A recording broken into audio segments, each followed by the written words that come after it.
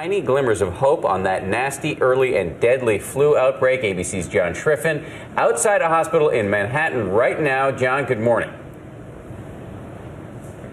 Dan, good morning. Here at this emergency room in New York City, the hospital says the percentage of patients they're seeing with flu-like symptoms is about 5 times as many as they saw last year. But the good news around the country is that new numbers show the worst could be behind us. This morning, the flu has spread to 47 states across the country, according to the CDC, crossing the line into epidemic territory. At this hospital in Minnesota, so many patients are coming in with the flu, they're packing 2 to a room. But as the number of cases grow, we're finally seeing a glimmer of hope. We're seeing the first hint that in some of those southern states that got hit hardest and earliest, it's just starting to come down. Still, you may not want to put away the tissue boxes just yet. Dr. Richard Besser says many of us are in it for the long haul. We don't know when this is going to end. This could be the worst flu year in a decade. What makes this year's flu season so bad? Timing. The outbreak hit around Thanksgiving this year. That's about a month earlier than normal. We're 6 weeks in, and with 6 more to go, doctors say it's not too late to get that flu shot. A recently released study rates this year's vaccine as 62% effective, just moderate. More than 130 million vaccine doses have been distributed nationwide, but many people are now having trouble finding them in their neighborhoods. Ma'am, I'm being told that we don't have any.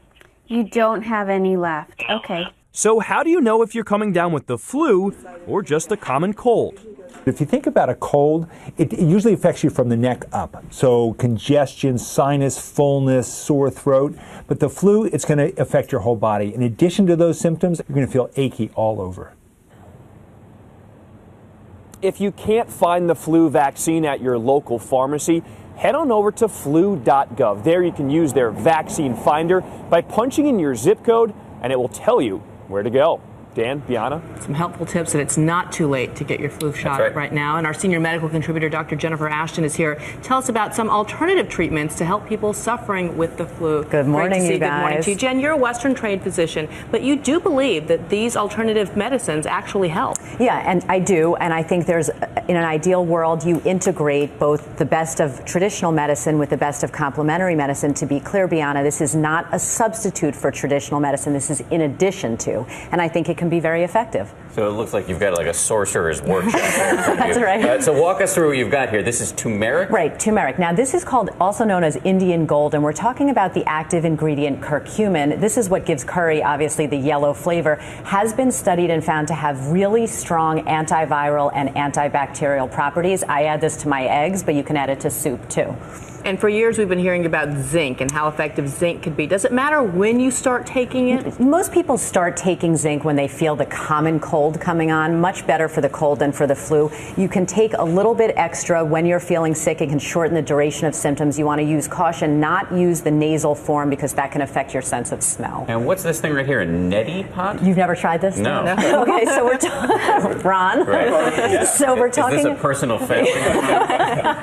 So I'll show you later. So we're talking about cleaning out the nasal passages, and it can be very effective in easing that sense of congestion. You do want to use bottled or distilled water, room temperature, add some saline to it, and short-term use only, you guys. You don't want to use this every single day because that can actually cause more problems than it helps. And how about mom's favorite medicine? Some Yeah, homemade chicken noodle soup. Mom, It's grandma, effective? they were actually right. There is science behind it. There's some kind of synergy or combination of ingredients within chicken soup that shortens the duration of symptoms, affects the white blood cells so they don't pack to the area and create more mucus. How's that for an early morning word? Yeah, but excellent. very, very effective, and it's not found with other soups. And it's Dr. very Ashton soothing. dropping the M-bomb on morning television. Sorry. We appreciate it. And by the way, this is complimentary stuff, not to replace traditional Western Absolutely medicine. not, and you Okay. always want to tell your healthcare provider when you're using any of these. And everybody should still get their flu shot if they haven't Get yet. their flu shot and always weigh the risks versus the benefits.